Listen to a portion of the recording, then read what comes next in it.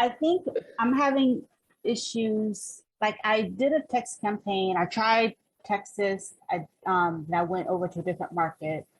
I did texting and I did have a VA do calling, Yep. but I'm not getting quality leads, I would say. I have been Mm. speaking to sellers and they'll say they're interested, but then they'll say not interested, or they'll say like you're wasting my time with your offers and stuff like that. So I'm trying to figure out how to be more strategic because I don't have like an overflow of finances for marketing. So I don't want to feel like I'm just throwing marketing money, dollars at something that's not working or going to work. So I'm trying to figure out if I need to do something different, or I'm trying to find sellers that might be more motivated because I feel like with the market for me, and I know people are doing deals and stuff, but I'm not finding people that are motivated. I don't know. So I don't know.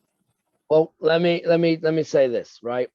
Firstly, you have to look at what options do you have for marketing. You have to look and break marketing down into proactive and reactive marketing pieces. Reactive means leads come to you.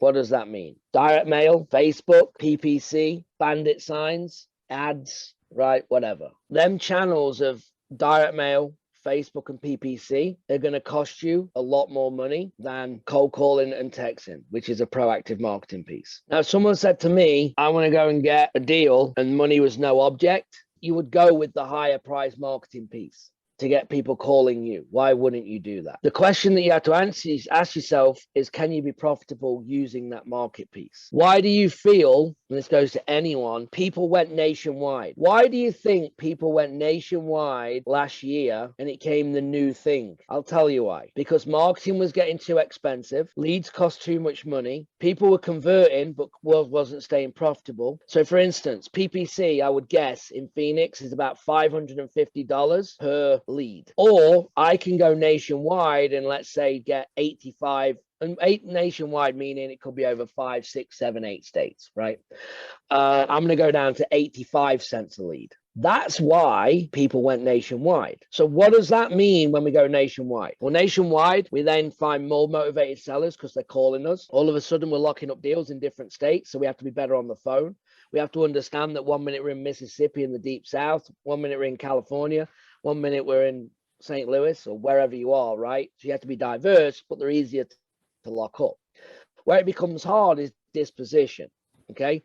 Dispo in the property, because you don't have the buyers and the network in them areas, is harder to move the deal. But that's why nationwide started happening. Whether they want to agree with me or not, I don't care, because I know that's what it is because of the cost per lead. It's not because I'm going to go and do more deals. It's because the cost per lead drove people to go nationwide based on their marketing pieces, right? So there is a point to where I'm looping round here for you. So reactive marketing is going to cost us more money. So then we have proactive. What is that? Door knocking, driving for dollars, texting, and cold calling. Cold calling is exactly what it is. It's cold, meaning that you're going to be talking to people that may have not even thought about selling until they had that first initial conversation with you, which means it takes more time. And that is why the close ratio for me in my business is going to be over 80%, sorry, 90%, because it's cold, but it still works and you're still profitable at that amount. That's why we do it, because you have to be profitable.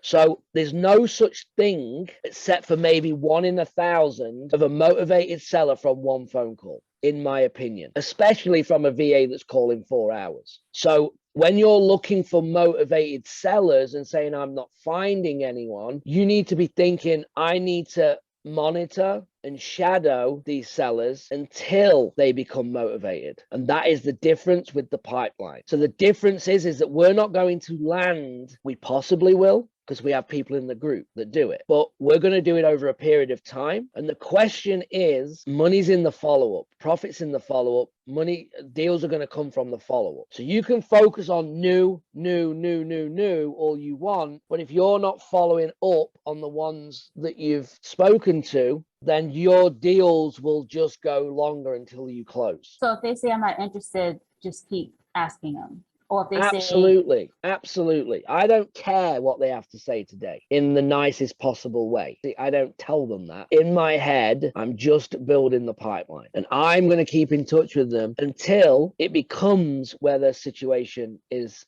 changing.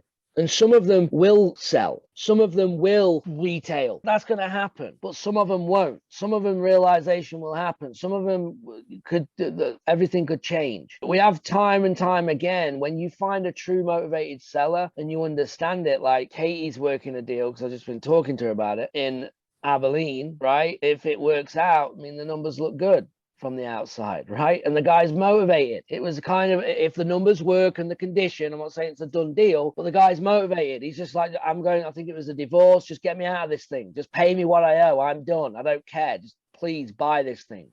That's motivation right there. So you have to do enough calls, find that. Might be another 1,000 before that happens again. My point is that you're using it, that there is no other thing that you can do other than door knock, drive for dollars, network, cold call, and dare I say text, because it's crazy right now, but they are the cheapest form of marketing that's going to keep the budget down, that requires more time to do. So you're saying cold calling is and texting? Is that what you're saying? Yeah, texting, I don't know. I mean, texting, cold calling for sure, 100%, right? Texting is just crazy right now. I just don't have an opinion on it, because it's just crazy. You never know what someone's going through.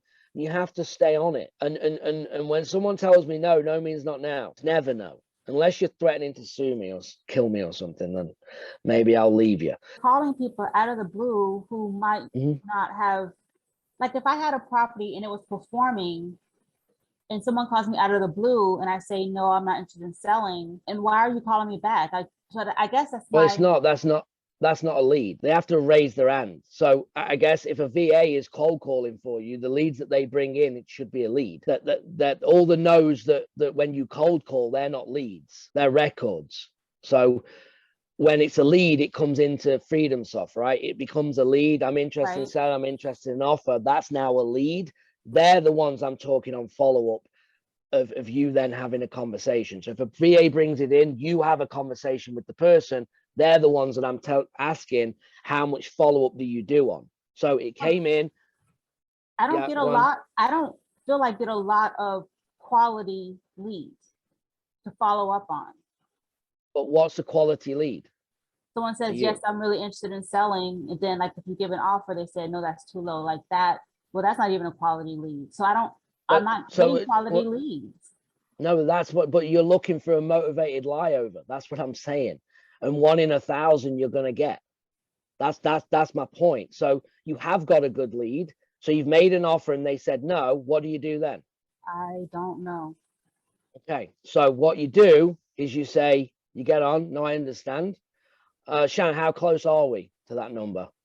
What if they say like, don't waste my time? I don't feel like it's probably a good idea to call them back because they feel like I'm wasting their time. So I think I have to like, go ahead. Yeah, but that's where you have to do more phone work. You're not wasting time. You can't care about them. You do care about them, but like, no, you're not wasting the time. You're making an offer. So let's get on the phone. All right. It was too low, Shanna. How close are we? What number do you want? Well, I want X. Okay. All right. Well, look, I'm going to be honest with you.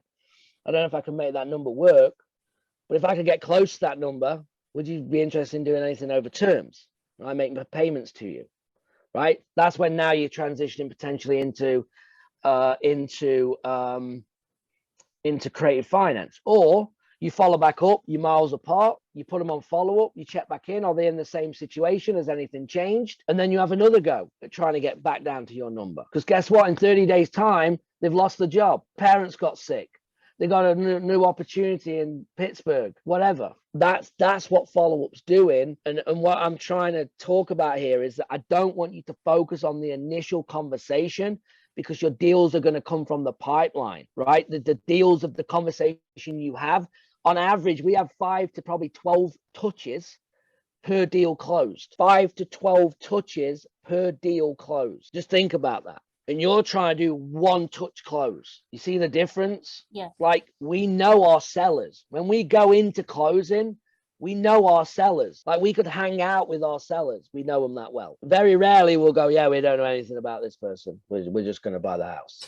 It doesn't, you see what I mean? Like, if I was buying your house, I would know about you, your husband, your family, your drama, I know everything about you because I'm trying to solve the problem that you have.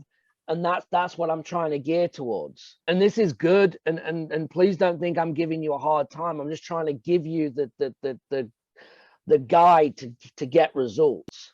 All I right. understand. You're not giving me a hard time. I understand. No, I want you to understand.